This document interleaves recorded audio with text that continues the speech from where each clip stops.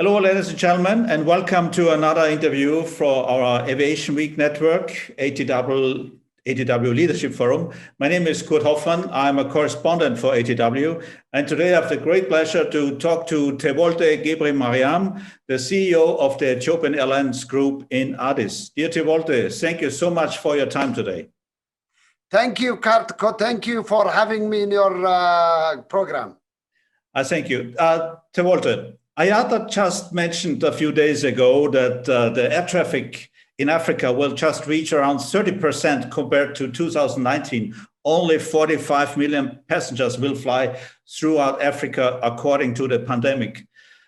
What do you expect? How the airline market in Africa will change with this crisis? Is it a kind of moment of truth, what we see now, also in Africa? Kurt, thank you very much. You are right. The situation in Africa is very bad. Perhaps it's worse than the rest of the world. So I share with what IATA released a few days ago. But actually, from what we have on ground in Africa is a little bit more dire than was released, because as you know, most African countries were closed until end of August. So that by itself put us in a worse situation than the rest of the world, because that by itself means that we lost the summer peak. So you know, in the airline business, June, July, August, September are the much better months, peak months, where, you know, you have peak traffic, you have peak revenue, you have peak profitability. And that's the period when most airlines make their money for the rest of the world. Yeah. So, but unfortunately, due to the COVID restrictions, travel bans, and limitations, although we expected many countries to open their airspace and lift travel bans, lockdowns, and eased in general the restrictions, in June, that didn't take place. Again, in July also, it didn't take place. So most of the countries opened on the second half of August. And countries like South Africa, which is by far the biggest market, opened in September.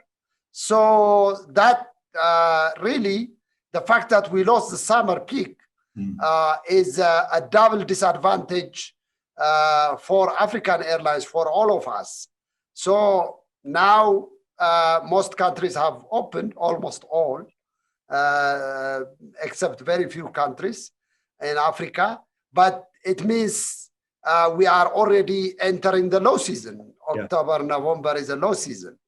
And we do not have also much of a hope, because, as you know, the second wave in Europe and the United States is also another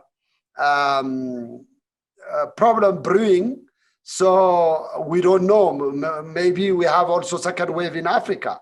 So the December and January peak is also in a very doubtful situation.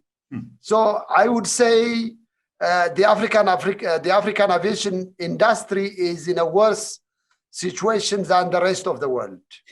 And the other issue, as you know, is most airlines in Europe and America are getting bailout money from their governments, or they are accessing the capital market by selling bonds, you know, collateralized, uncollateralized.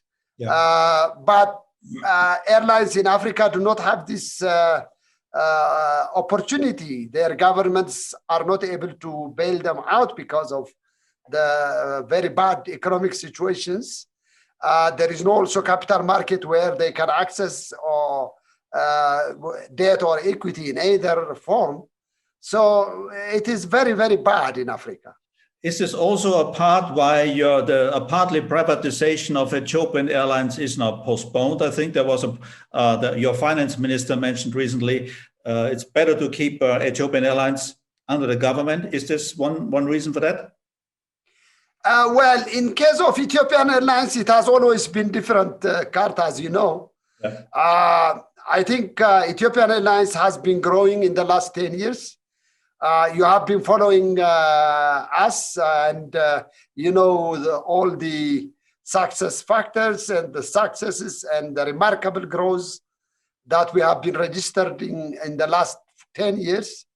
You know, by all measurements, the airline has grown by four times from what it was in 2010. So that growth, that success has created a very strong foundation for the airline to survive the crisis. So you must have heard in the mainstream media that Ethiopian Airlines is in a different category right now, meaning we have been able to manage the crisis without any bailout money, without any employee layoff, or without any salary reduction of our employees. So I think we are unique in the world in managing the situation with such success. So the fact that the growth in the last 10 years and also the business model, the strategies that we followed, especially the diversification. You and I have been talking a lot about Ethiopian Airlines diversification to cargo, MRO, academy, hotel, whether it is the right strategy or not, because many people have been questioning us, is it right to diversify so much to hotels? Because many people have still many people remember the situation with Swiss Air, what diversification did to the airline. You remember Swiss Air, a very strong airline, which was closed because of too much diversification. So many experts in the industry were warning us whether we are overstretching, too much diversification. But the crisis has proved that we have a very strong business model, because the diversification helped us. You know, in March, you remember last March, when every airline was closed, when every airline was suspended, we were the only airline using both cargo and passenger airplane to transport medical equipment, medical supplies for the coronavirus to Europe, North America, South America, Africa. So cargo demand was booming, and we were ready to take that demand, to serve that demand. And as a result of that, we managed to survive this crisis with a very strong achievement. Otherwise, you know, we didn't have any opportunity to access capital market or get any bailout money. I know that I think about 15% of your business is cargo. With this tragedy you just mentioned, and just a little example, the airlines here in Europe facing really now a tough time, and many of the airlines here will probably most need money again next year after winter. Your strategy, is it sustainable so Ethiopian Airlines can survive also the next very difficult period of time, what we can see now? You are right. I agree with you, Kurt. We are going to survive because we are heavily investing in cargo. I don't know if you have seen our cargo terminal, which is the largest in Africa and comparable to global cargo terminals in Changi or Hong Kong or Schiphol. We have the capacity to transport more than 1 million tons a year for pharma, for all kinds of cargo. So we are also preparing for the vaccine now, coronavirus vaccine. When it is ready, we will be in the forefront, in the leading position to transport the vaccine, because we have prepared all the preparations. We have very large cargo fleet, as you know, 10 777 and 2 737 freighters. We have also now reached on the final stage to convert our 767 passenger aircraft to cargo. We're going to send them to IAI in Israel, for conversion, or IAI will come to Addis and will jointly convert the airplanes here. We are also discussing with de Havilland to convert some of our Q400 to cargo for short and small package. So that will put us in a better position to generate revenue and manage the airline finance cash flow until the passenger business recovers fully. Because the passenger business recovery, as you have observed, is extremely slow and very frustrating. Especially on the long haul segment, and you have a lot of long haul flights. We have very improportionate. I mean, long haul is very large, whether it is to China, United States, Europe, South America. We are a long haul carrier, But it is all affected. But Tewolde, talking about fleets, we expect the 737 MAX, the return quite soon, actually, to the airline business. I know after your tragic accident, you said Ethiopian Airlines will be probably the last airline in the world to fly the MAX again. From your point of view today, what you can tell us regarding your opinion, the MAX, and a comeback with your airline? Kurt, let me put it this way. Our position has not changed because we had a very terrible accident. So we'll be the last one to fly the airplane if we fly the airplane again. Because the decision to fly the airplane depends on many factors for Ethiopian Airlines. Number one, it depends on the compensation that we are discussing with Boeing. We have not yet reached into an agreement. So that is a very, very important and deciding factor, whether we fly the airplane or not. Hopefully, we will finalize that. The second one is we understand the FAA is going to clear it. Canada and Europe is going to clear it. And then once it is cleared, we will have to talk to our pilots, going to the airplane to see the airplane.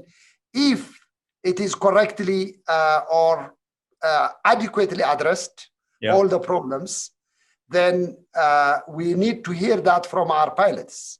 Although the airplane is certified, but again, we need to hear that from our pilots and our engineers, because we are an airline a victim of the accident, as you know. The third factor is how do we go about to the next stage, meaning we have 4 of them grounded here, and we have more than, I think, total 25 to 30 airplanes on order. So the order now needs to restructure because of the delay. So that by itself is a long discussion with Boeing. So because of the factors that I mentioned, we have not yet decided to fly the airplane. Do you think about another narrow-body aircraft? I think you need someday new aircrafts again for this segment. Do you think about the 320neos or some other aircraft models? Yeah, again, that depends on the outcome of the discussion on the 737. If we agree, if all our issues that I mentioned before are adequately addressed by Boeing, and we decided to continue with the MAX, then we don't need any other narrow body. If not, yes, we need to look at the 320neo, the A320, 220, as you know, the previous C-series airplanes, and so on. Final question, Tewolde. You're an airline for Africa, more or less. You have airlines in Mozambique, in Togo, in Malawi, and so on. Recently, Gebremariam said she would want to plan an airline in Ghana. What's about your project or talks with South African Airways, for example? You can provide them with some help, with some management support, or maybe aircrafts. And how many markets you can see for Ethiopian Airlines Group in Africa to help some governments or nations to establish an airline? Kurt, we have many of them. As you know, we are in Togo with a very successful airline, Askai. By the way, it's doing very well. They are using all their airplanes right now, and their load factor is close to 50%, which is much better than ours, than the Ethiopian Airlines. We have also a small airline in Chad, a small airline in Malawi, and another small airline in Mozambique. And Zambia will also fly maybe December, mid-December. So all we have the AOC, we have the airplanes and everything. We are also discussing in the RC. We also manage the Equatorial Guinea Airline SIBA. SIBA, yeah. Yes, we are also discussing with South African Airways, not airline to airline, but we are discussing with the Ministry of Public Enterprise, Ministry of Public Enterprises, which is the supervisory Ministry of the South African Airways. We are making progress, but there are a couple of issues that we need to iron out. As you know, there is a business rescue company hired. So they are working on restructuring the legacy issues. But we have told them that we don't want to be involved in the legacy issues. Legacy issues, by legacy issues, I mean about labor, about debt, about prior commitments and prior obligations. Our offer is to support them in restarting new airline, because they have a plan to restart SAA as a new airline in 2021, beginning of 2021, next year. So we have offered them all the support for that: airplanes, pilots, technicians, leadership, all whatever is needed to restart the airline.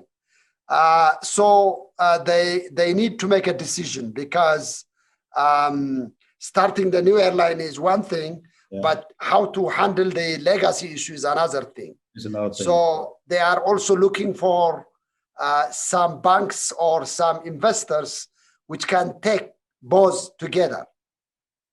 But Ethiopian Airlines is only involved in the new one. And there will be many other nations in Africa which would need the support and the experience from Ethiopian Airlines, I can imagine. Tewolde Gebremariam, the CEO of the Ethiopian Airlines Group. Tewolde, thank you so much for your time today and your insights about Africa and Ethiopian Airlines. I wish you all the best. A good recovery for your company and hub system and others. And ladies and gentlemen, wherever you are in the world, thank you very much for following us again, looking to this interview, and take care and goodbye. Tewolde. Thank you, Kurt. Thank you very much. And I appreciate, and I thank you very much for your usual support.